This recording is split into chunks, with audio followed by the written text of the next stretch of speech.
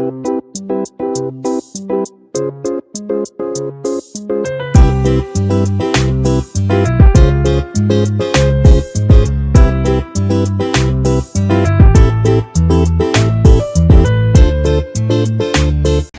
किचनमध्ये नमस्ते। आजची रेसिपी आहे कांद्याची आमटी। तर घरामध्ये भाजी वगैरे नसली आणि काही सुचत नसली तर अशी झणझणीत कांद्याचे आमटी बनवायची। तर इथे मी 4 कांदे घेतलेत, लसूण इतकी सोलून घेतले आणि इथे खोबरा घेतलेला आहे। हे काय करायचं, लसूण आणि एक कोथिंबीर आणि हा खोबरा सुका आणि 2-3 हिरव्या मिरच्या छान अशा कुटून घ्यायच्या, मिक्सरला लावायच्या, कुटून घ्यायच्या। कुटून घेतल्यानंतर टेस्ट आहे ना खूप छान येते। इथे पहा मी बोललेली सुकं खोबरं, मिरची आणि कोथिंबीर छान असं आहे ना इथे वाटण असं कुटून घेतलेलं आहे। दरदर कुटायचा, खूप टेस्ट छान येतो। इथे गॅसवर कढई ठेवलेली आहे, त्याच्यामध्ये 1 चमचा तेल टाकलेलं आहे। आता आहे ना जिरं टाकायचं। जिरं छान असं तरतरलं पाहिजे। जिरं तरतरलं का मोहरी टाकायची, मोहरी पण छान अशी तरतरली पाहिजे। आता मी इथे कांदा आहे ना छान असं कट करून घेतलेला आहे, ते इथे टाकायचं।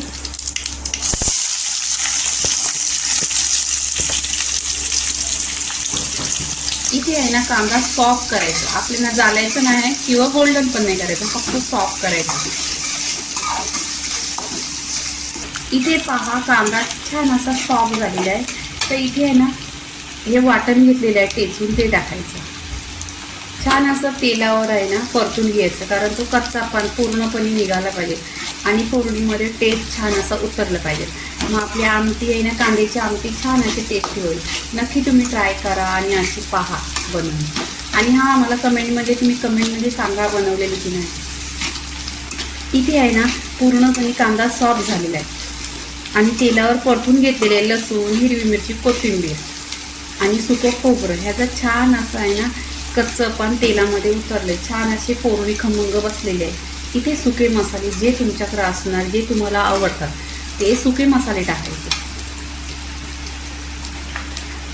इथे मी काश्मीरी लाल मिरची पावडर आहे, ही फक्त दिसायला खूप लाल आहे पण ही कलर असतो, तिखट नसते। धना पावडर आणि हळदी पावडर। इथे जास्त मसाला नाही टाकत आहे, कारण जास्त मसाला नाही टेस्ट आहे ना छान नाही येत, म्हणून जेवढं कमी मसाला तेवढा टेस्ट खूप छान येतो। नक्की ट्राय करा। इथे पहा पूर्णपणे मसाला आहे ना एकजीव केलेला आहे, एकदम सुरेख असा कलर आलेला आहे। इथे मी कोमट पाणी असा करून घेतलेला आहे, पूर्णपणे 1 पेला पाणी टाकलेलं आहे। इथे पाणी टाकल्यानं छान अशी उकळी काढायची। चवीनुसार इथे मीठ टाकायचं आहे,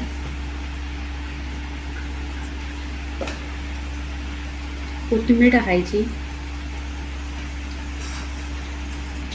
इथे 2 चमचा आहे ना शेंगदाण्याचं कूट टाकायचं। शेंगदाणे छान असं भाजलेलं आहे आणि मिक्सरला लावून घेतलेलं आहे। 2 चमचा टाकायचं। शेंगदाण्याने दाताखाली छान असं क्रिस्पी येतं। इथे पहा इथे 10 मिनिटं आहे ना ह्याच्यात पहिल्यांदा ढाकण ठेवायचं। इथे आहे ना गॅस एकदम स्लो करायचा आणि ढाकण लावून छान अशी 10 मिनिटं शिजवून घ्यायची। छान अशी उकळी आली पाहिजे। इथे पहा 10 मिनिटं झालेली आहे आणि छान अशी बघा एकदम आमटी अशी छान अशी झालेली आहे। ही 1 ते 2 माणसांसाठी ठीक आहे। इथे पहा एकदम घट्ट आणि या भाकरी बरोबर 1 नंबर लागते, बाजरीची भाकरी बरोबर 1 नंबर लागते। इथे कोथिंबीर टाकायची, छान अशी मिक्स करायची आणि प्लेटमध्ये काढून घ्यायची। इथे पहा गरम गरम असं प्लेटमध्ये काढून घ्यायचं। ह्याच्याबरोबर बाजरीची भाकरी 1 नंबर लागते आणि खूप लवकर वेळात होते, 10 मिनिटात होते ही रेसिपी। नक्की पूर्णपणे पहा, चॅनलवर जा, लाईक करा आणि सबस्क्राईब करा।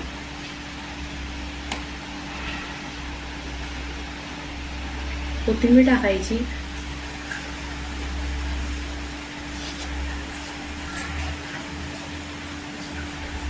पूर्णपणे रेसिपी झालेली आहे आणि कांद्याची आमटी झालेली आहे, बाजरीच्या भाकरीची 1 नंबर लागते।